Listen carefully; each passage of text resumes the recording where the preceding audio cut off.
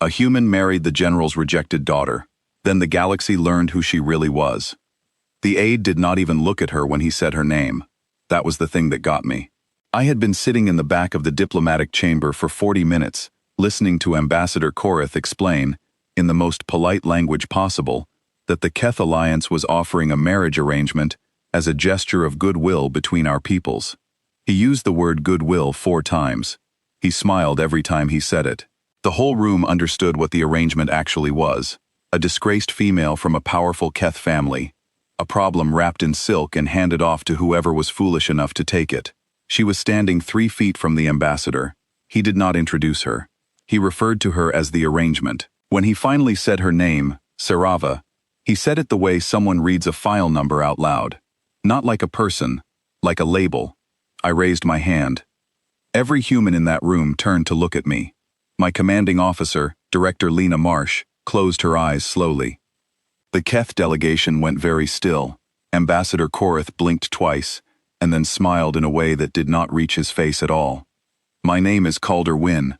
I am a technician and low-level diplomatic aide at the Human Treaty Station on the edge of Keth territory.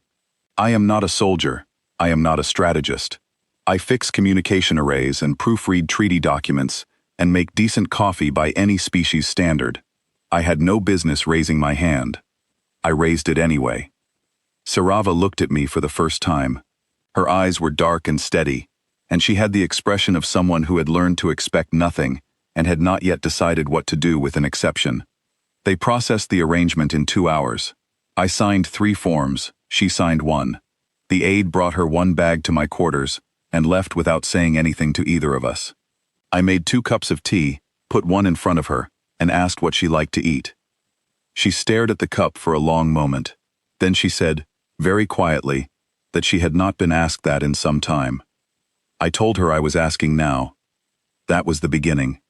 It did not feel like the beginning of anything large.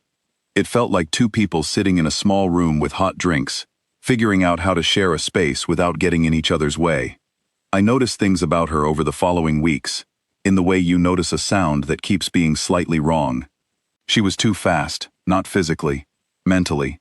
I would be working through a systems report and she would glance at my screen and say, casually, that the 3rd relay in grid 7 had an output variance that was going to cause a cascade failure in about 4 days.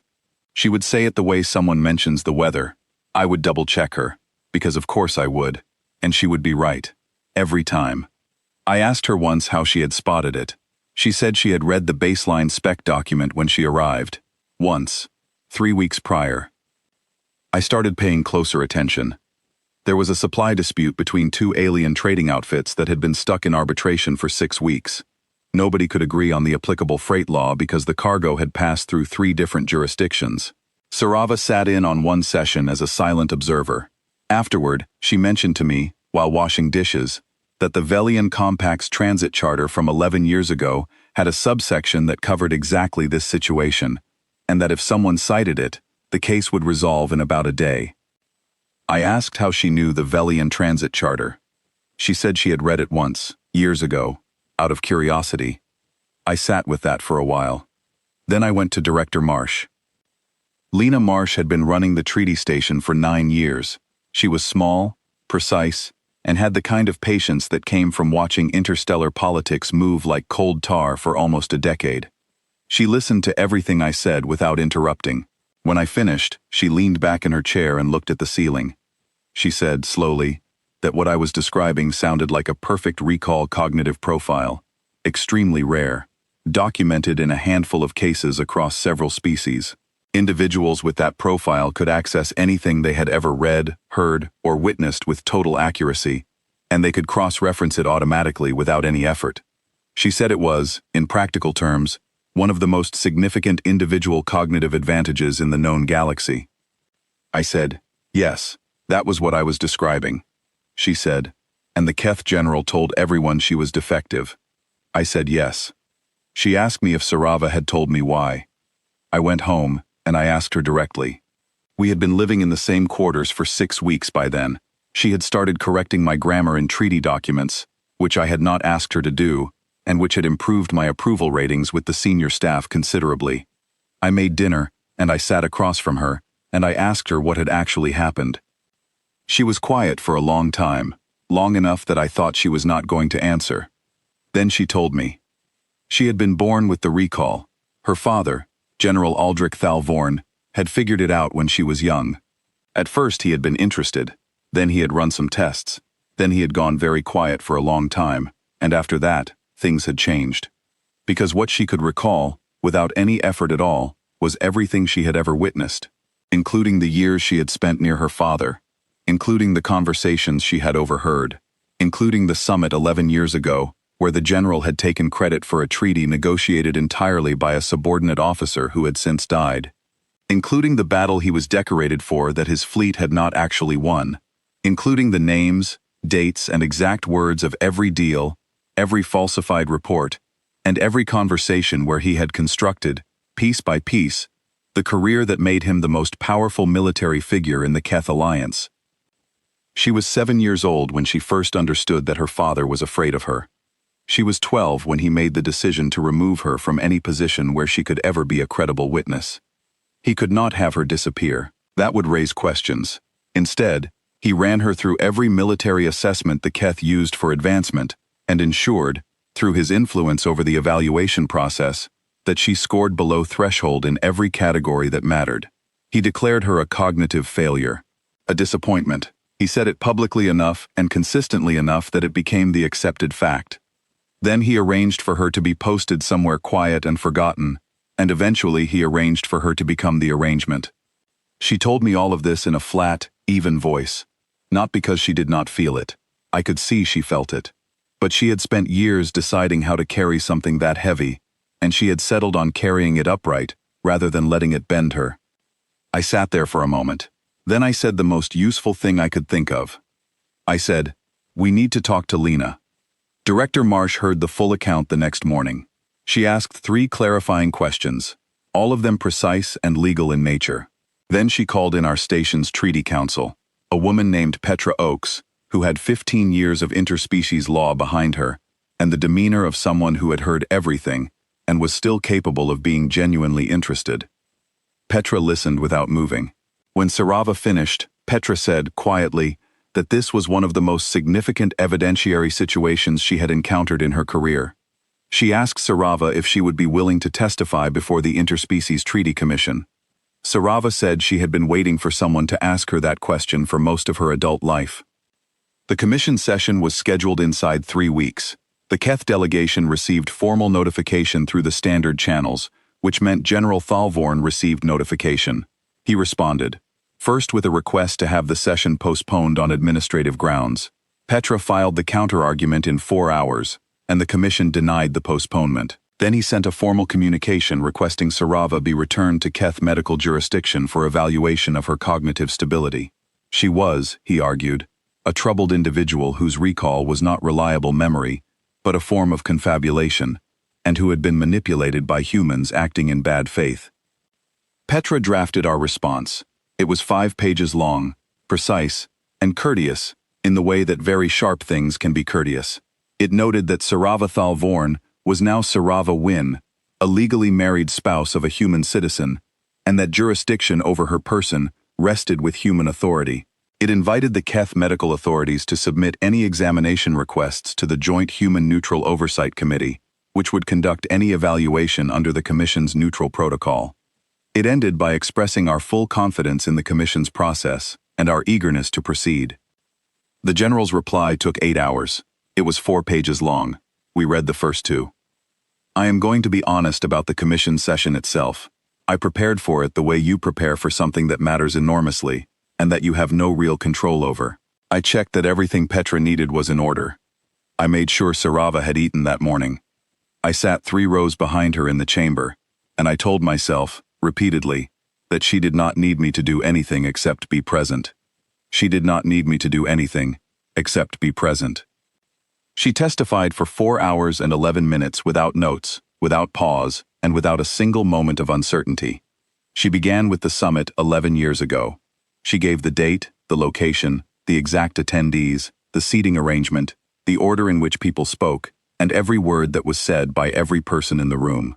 She then gave the same level of detail for the battle citation, for 3 subsequent treaty negotiations, and for 11 separate private conversations between her father and various officials, in which the architecture of his constructed career was discussed openly, because no one in those rooms had known she was nearby, and no one had imagined she would remember.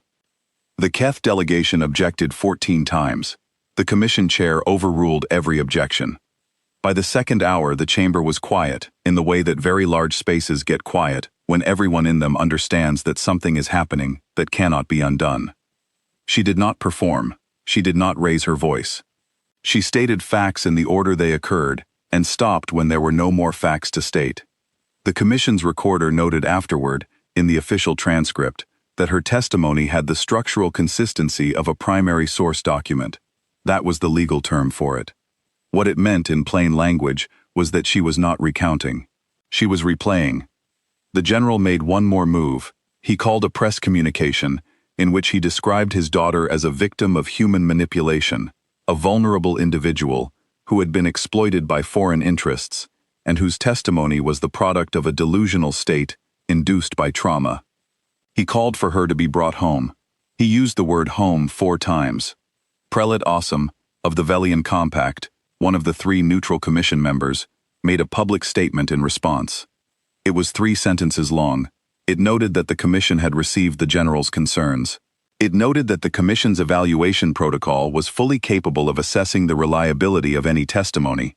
It ended by observing, with the particular kind of Velian delicacy that lands like a stone dropped from height, that it was unusual for a father to argue so strenuously for the incapacity of a daughter he could simply choose to believe. The neutral evaluation was completed in 10 days. 3 specialists from 3 different species conducted it using human cognitive protocols under joint oversight. Their finding was unanimous. Sarava's recall was not confabulation. It was a verified and fully functional perfect recall profile, cross-referenced against documented cases in the literature, with no indicators of distortion, fabrication, or instability. It was, the lead evaluator noted, one of the clearest examples of the profile she had ever documented. The report was submitted to the commission on a Tuesday. By Friday, 2 of the general's treaty credits had been formally flagged for investigation. By the following Monday, 3 Keth High Command officers had requested preliminary cooperation agreements with the commission. By Wednesday of the week after that, General Aldrich Thalvorn's fleet was placed on administrative hold pending a full review. It took 19 days from her testimony to his removal from command. I was not in the room for most of it. I was at my desk, fixing a communication array fault in Sector 9, which had developed a secondary interference pattern that nobody had noticed, because everyone was watching the news feeds. Sarava was in the commission chamber for the formal proceedings. I sent her a message that said, simply, "I am here if you need anything." She sent one back that said, "I know." That was all we needed. The press wanted to talk to me. Director Marsh approved one interview. A Velian correspondent named something unpronounceable asked me, in careful and precise translated speech, how humanity had known that protecting Sarava would yield this outcome. I told her we had not known. She asked what our strategic calculation had been. I said there had not been one. I had raised my hand because an aide had spoken about my future wife as if she was a piece of furniture being relocated, and something in me was not willing to let that stand even as a symbol, even if it meant nothing. The correspondent was quiet for a moment. Then she asked if that was genuinely the full extent of my reasoning. I said humans were simple that way. She said, with some care, that the Keth had built 40 years of strategic architecture, and it had been disassembled by a gesture made out of basic decency. I said yes. She said her people would need some time to process that. I told her to take all the time she needed. There were 3 separate academic papers published in the following months, analyzing what various interspecies commentators were calling the Wynn incident. One argued that humanity's move had been a sophisticated intelligence operation. One argued it had been a lucky accident. One, from a Keth scholar who I thought was extraordinarily brave given the climate, argued that the incident had revealed a structural flaw in Keth hierarchical culture, which treated cognitive inconvenience as defect, and paid for that assumption across generations. Director Marsh framed that one and put it on her office wall. Sarava was offered 5 positions in the weeks following the commission's final ruling. 2 were from human institutions. 1 was from the Velian Compact. 1 was from a neutral trade council. 1 was from the commission itself. She took the commission role. Independent consultancy, her own terms. Full access to proceed on any case she determined warranted attention. She negotiated her own contract. I was not in the room for that either, which is exactly where she wanted me. On the evening of the day she signed it, we sat together in our quarters on the station. She was reading something. I was not really working, just pretending to while I thought about the past several months. After a while, she looked up and asked me, without particular ceremony, whether I had ever regretted raising my hand in that chamber. I said no. She asked why not. I thought about it honestly, the way she deserved. Then I said that when the aide had said her name the way he said it, I had felt something go tight in my chest, and I had learned over the years to pay attention to that feeling, because it was usually correct. I had not known who she was. I had not known what she carried. I had only known that someone was being spoken about like they did not matter, and that I was in a position to say, quietly and formally and without drama, that they did. She was quiet for a while. Then she said, "That is going into my records." I asked her what that meant exactly, whether she meant she would remember it, or whether she was noting it in some way. She said both. She said that she had recorded a great many things in her life that were heavy, and that she found it useful to record the ones that were not.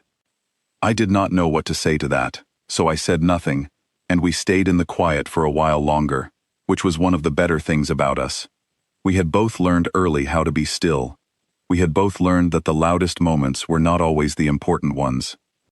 The general was formally stripped of rank 8 months after the commission's ruling. His case was still ongoing at the time of this account, moving through the various layers of Keth and interspecies legal process with the slowness that large things move. Sarava was not following it. She had said her piece with complete precision and left the outcome to the systems that existed to handle it. That was, she told me, enough. What I think about, when I think about all of it, is not the hearing, and not the ruling, and not the 19 days it took for a fleet admiral's career to come apart. What I think about is the aide who said her name without looking at her. I think about how certain he must have been that she was nothing, how thoroughly the general had constructed that certainty and spread it outward until everyone in that room breathed it like air. And I think about how the whole structure, every layer of it, rested on one assumption, that nobody would look at her and see a person worth the trouble. That is not a complicated thing to get wrong. It is, in fact, a very simple thing to get wrong. Humans get it wrong too, more often than I like to admit.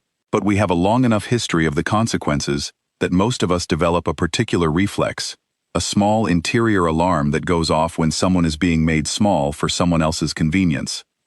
I am not a hero in this account. I want to be clear about that. I raised my hand. I made tea. I went to Lena Marsh. I signed paperwork and stood 3 rows back in a chamber and sent one message that said, "I am here if you need anything." Sarava did everything else. The galaxy spent several months deciding what the Wynn incident meant about humans. They wrote papers and gave interviews and held summits. Some of them concluded we were cunning. Some concluded we were reckless. Some concluded one had emotional logic that was fundamentally alien to strategic thinking and had managed, through sheer unreasonable stubbornness, to be accidentally correct. I think the Velian correspondent was closest. She wrote a short column, 3 weeks after our interview, that said the following: "Humanity is not a people who calculate the worth of a person before deciding whether to extend basic dignity. They extend it first and calculate nothing. This is, by any measure of interstellar strategy, deeply irrational. It is also, apparently, load-bearing." I thought that was about right. Sarava read it and said, with the particular dry precision she had, that I had come to love, that she would be adding that one to her records too. I told her the records were going to get very long. She said she was aware, and that she had excellent storage capacity, and that she did not consider it a problem. We did not say anything else for a while. Outside the station window, the edge of Keth space stretched dark and enormous, and full of things still being decided. Inside, there was quiet and warmth and a second cup of tea, and that was, for that evening, more than enough.